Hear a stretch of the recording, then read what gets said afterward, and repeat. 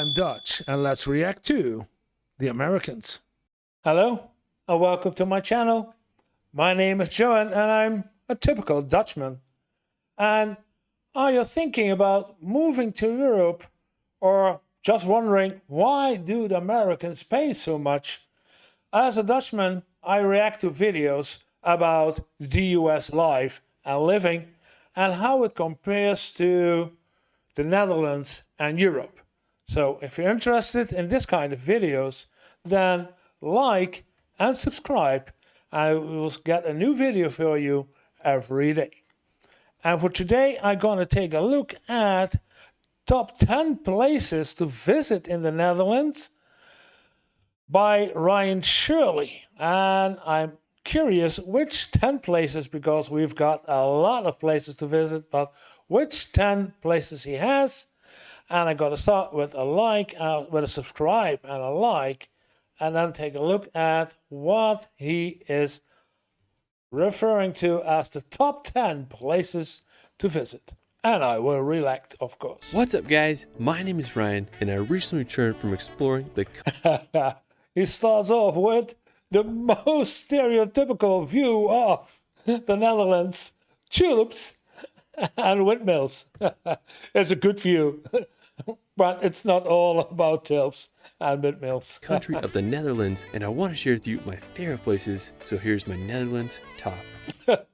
Again, tulips and windmills, but in this case, the green energy variants. And I was looking at if these are solar panels, because it looks like these are all solar panels. 10.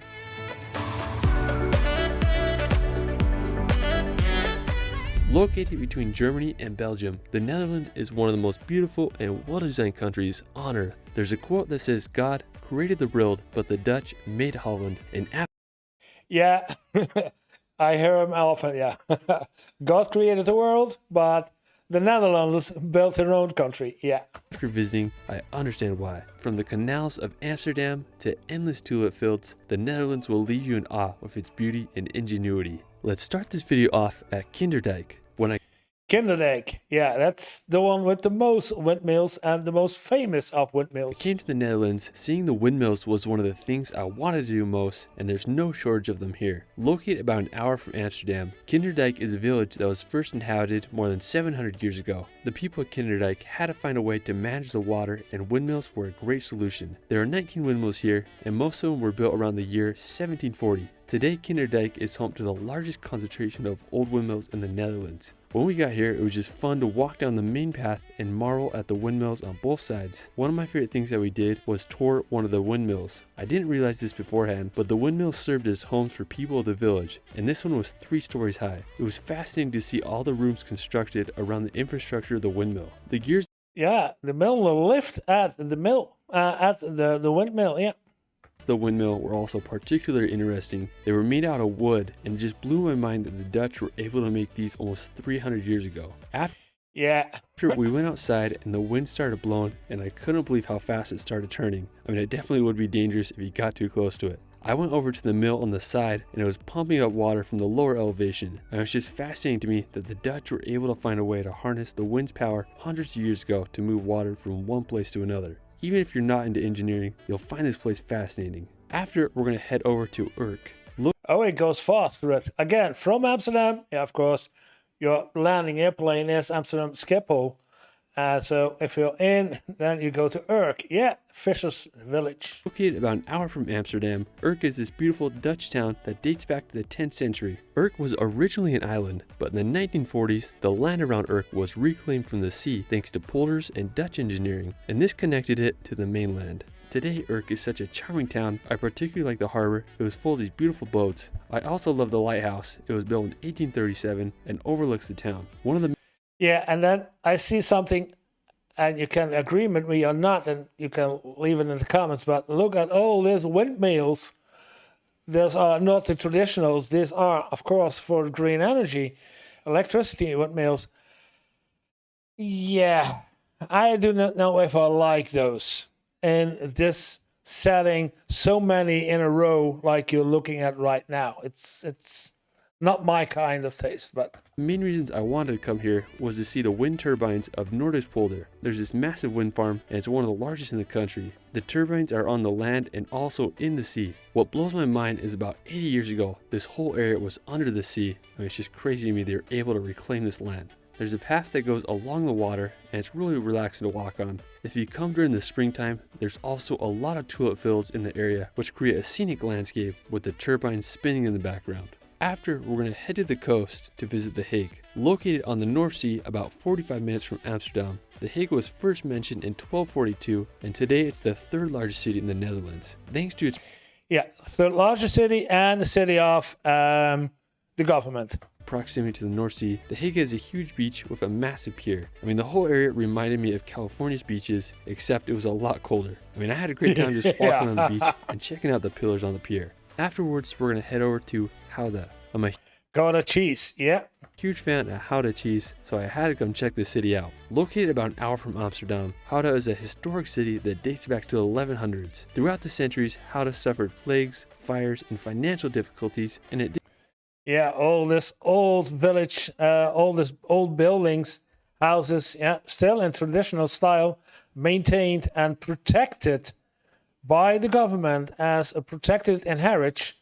So it can be demolished. It's all protected. So nothing gonna happen to it. didn't really prosper until the mid-19th century. Today, Gouda is famous worldwide for its cheese. It's made in the surrounding areas, and it was traded in the town's cheese market. One of my favorite features of the city was the town hall. It was built in the 15th century and it's one of the oldest town halls in the Netherlands. It's such a unique building with Gothic architecture. I really enjoyed just walking around the central square and other alleyways. I mean, Dutch cities are just so well designed. Now afterwards, we're going to visit the capital of the Netherlands, Amsterdam. Known for Of course, everybody goes to Amsterdam. its elaborate canal system, narrow houses, and countless bridges, Amsterdam has a vibe like none other. I was in Amsterdam many years ago, and its impression has always left a mark on me. Amsterdam originated as a small fishing village in the 12th century, and it rose to be one of the world's most important trading routes in the 1600s. It's just crazy to me that these canals were designed and constructed hundreds of years ago. I mean, truly mind-blowing. When I was there, I just had a good time walking around the canals and enjoying the atmosphere at this incredible place. Another beautiful nearby city you can visit is Haarlem. Yep. Haarlem. Located Again, in the neighborhood of Amsterdam. Yeah. just a 15-minute train ride from Amsterdam, Haarlem is a quaint town full of Dutch charm. It dates back to the 10th century and it became a prosperous city thanks to the toll revenues it collected from passing ships. Since the 1630s, Haarlem has been a major hub for trading tulips, and it was the center of the tulip mania, which was when tulips were sold for absurd prices from 1634 until the collapse in 1637. Tulips were more value than a bar of gold. Considered to be one of the first asset bubbles in history. Today, Haarlem maintains much of its medieval and historic buildings. It reminds me of a smaller version of Amsterdam. I personally love the river that runs through the city. There's also a historic mill that you can take a tour of. After, we're going to experience the tulip fields. After seeing the windmills, experiencing the tulip fields was one of the main reasons I wanted to come to the Netherlands. Yeah, there we are. Many miles or acres of tulips in all The kinds. tulip season varies every year depending on the weather, but it Colours. can happen anywhere from the beginning of April to mid-May. The location of the tulip fields can also change from year to year depending if the farmer wants to plant tulips there. For example, one year there may be a place that has tulips in front of a certain windmill, but maybe the next year the tulip field won't be there anymore. For me it was a challenge to find some good tulip fields, but regardless, there are a few areas that are famous for their tulips, such as North Holland, Noorderspolder, and Lisse. And Lisse, yeah. And in Lisse, we have the attraction for it. Yeah. I just enjoyed driving through the countryside, looking for tulip fields and windmills. Now, one of the most famous places to see tulips is Keukenhof. It's known as the in Lisse. Garden of Europe, and it's one of the largest flower gardens in the world. It's located in Lisse, about 30 minutes from Amsterdam. It's such a beautiful and tranquil place, but I believe it's only open during tulip season, so just double check that if you decide to go there. After Yeah, it's only open during, if I'm correctly, from end of May till end of August, and that's it. we're going to visit Rotterdam. Located about an hour's drive from Amsterdam, Rotterdam is home to Europe's largest seaport. The city's history goes back to the 13th century when a dam was built here, and over the next few hundred years, it grew into an important port city. Now, due to its location between Germany and Britain, it was completely destroyed during World War II. When Rotterdam was rebuilt, the city was extremely bold of its building and unique architecture. Today, Rotterdam's skyline is full of modern skyscrapers. It's such a vibe here. After we're going to visit Amersfoort, located Again, an hour away. about 40 minutes from Amsterdam. 40 minutes, yeah. I think Amersfoort is one of the best preserved medieval cities in the Netherlands. One of my favorite features of Amersfoort is the Koppelpoort. It was completed in 1450 and served as a For the original ring of Amersfoort, yeah. land and water gate. Another fascinating feature of Amersfoort is the Tower of Our Lady. It served as the middle point of the Netherlands when it was constructed back in 1470, and today it stands as the third tallest tower in the country. If you want to go back in time, Yeah, the largest tower is in Utrecht. That's the Dom of Utrecht. you gotta take a stroll through this medieval city. While we're still on the topic of medieval things, we're going to Oh yeah, Castle de Heer. Yeah. visit Castle de Haar. Located in Utrecht, about 30 minutes outside of Amsterdam, Castle de Haar is one of the most beautiful and well-kept castles in Europe and the largest castle in the Netherlands. The original fortress was built back in 1391, but over the years it degraded and burnt down, so the castle that you see today is a result of a 20-year restoration that was completed in 1912. The Yeah, also protected heritage. surrounding grounds and gardens are just immaculate. I personally love the moat that surrounds the castle. I mean, such a beautiful place. For our final destination, we're going to visit Zandschans. This is another one of the best places The same as Kinderdijk, but yeah, also a lot of windmills. in the Netherlands to see Dutch windmills. Located about 20 minutes from Amsterdam, Zandschans is a historic neighborhood with 13 windmills. The district where Zandschans is located is the oldest industrial area of Western Europe, and at its peak it had over 600 windmills running. Unlike the windmills of places like Kinderdijk, which were used to pump water, the windmills in this area were used for industrial purposes such as sawing wood, making paper, or grinding spices. I mean, once again, the Dutch have amazed me with their incredible ingenuity. We had a great time just wandering through the village. We were here during later in the day and it had a magical feel to it. It was originally super cloudy and dark, but towards the end of the day, the sun came out and lit up the village so nicely. If you want to feel like you're walking through a magical Dutch village set back in time, you gotta give Zandschans a visit. Well, Yeah, that's also, I believe, yeah, one of the biggest that's it for my Netherlands top 10. There's still so many more places, towns, and villages Yeah, there are so many more. This is all around Amsterdam. So if you're going to Amsterdam, what I don't recommend to, if you come over to the Netherlands, you should find a B&B or a hostel or something outside of Amsterdam, because it will save you a lot of money if you go like Amersfoort or in the other places around Amsterdam.